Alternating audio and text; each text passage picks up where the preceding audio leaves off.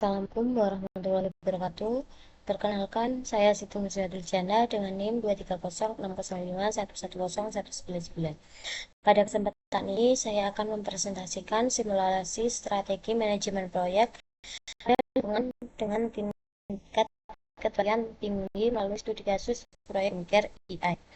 Proyek ini dirancang sebagai inovasi digital berbasis artificial intelligence yang bertujuan membantu mahasiswa dalam mengatasi kesehatan mental secara mandiri. Fokus utama presentasi ini adalah bagaimana strategi manajemen proyek dipilih dan diterapkan untuk menghadapi perubahan, resiko, serta kompleksitas yang tinggi dalam proyek inovatif berbasis teknologi.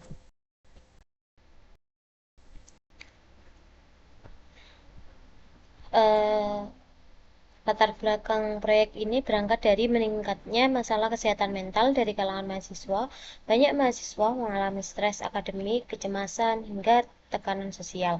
Namun, akses layanan psikolog masih terbatas karena biaya yang tinggi, keterbatasan fasilitas, serta stigma sosial yang masih kuat.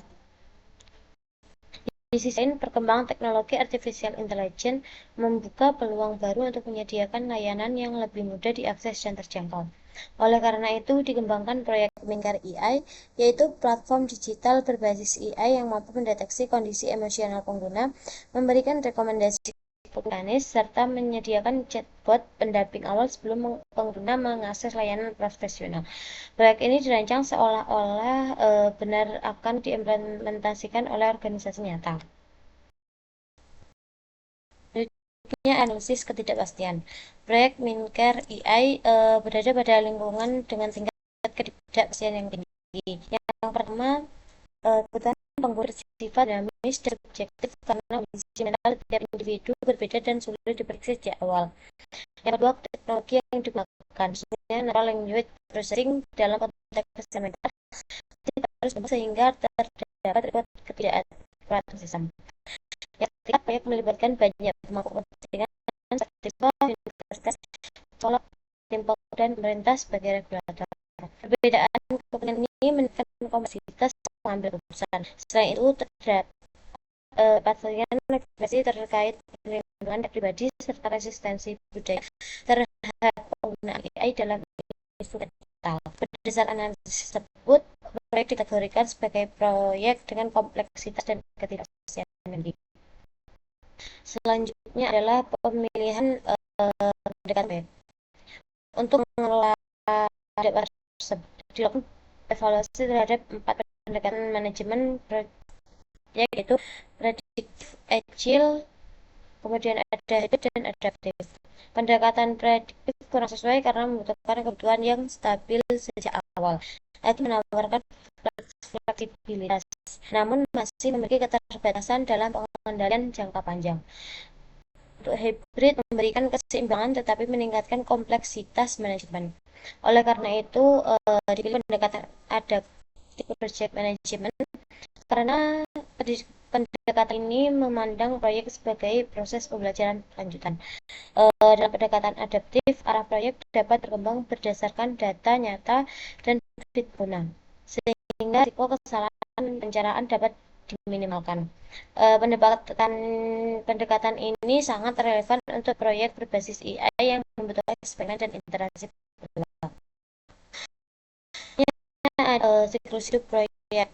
Siklus hidup proyek meningkat AI dirancang iteratif, adaptif, atau sebuah pembelajaran. Fase pertama adalah inisiasi, yaitu identifikasi masalah dan penyusunan visi proyek. Fase kedua adalah eksplorasi, di mana dilakukan eksperimen teknologi dan pengembangan prototipe awal. Selanjutnya adalah iteratif, yaitu pembangunan fitur secara bertahap, siklus pendek yang terus diuji pengguna. Setelah itu dilakukan evaluasi yang berfungsi sebagai loop pembelajaran untuk menentukan perbaikan berikutnya. Berikutnya evaluasi sangat digunakan untuk menguji sistem pada penggunanya dalam yang besar. Yang terakhir adalah proyek yang mencakup evaluasi akhir dan dokumentasi hasil. Model ini memungkinkan proyek berkembang secara user centered dan adaptif terhadap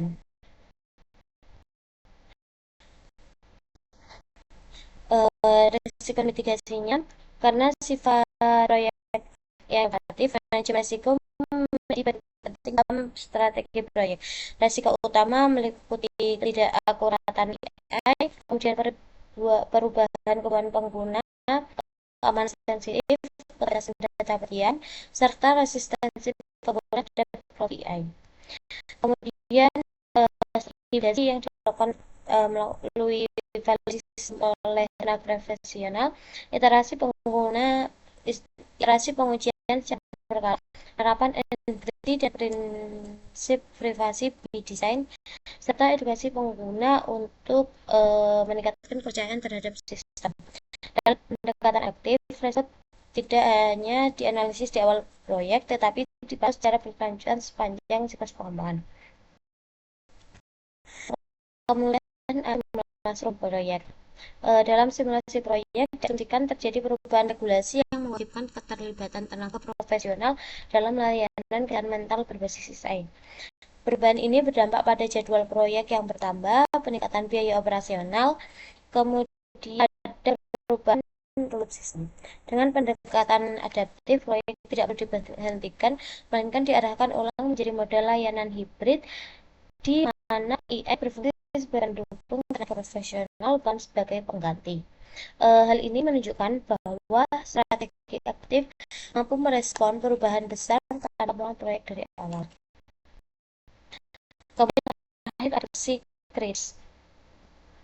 Berdasarkan hasil simulasi, pendekatan adaptif memiliki beberapa kelebihan utama, yaitu fleksibilitas tinggi, kemampuan beradaptasi terhadap perubahan, serta pendekatan berbasis pembelajaran.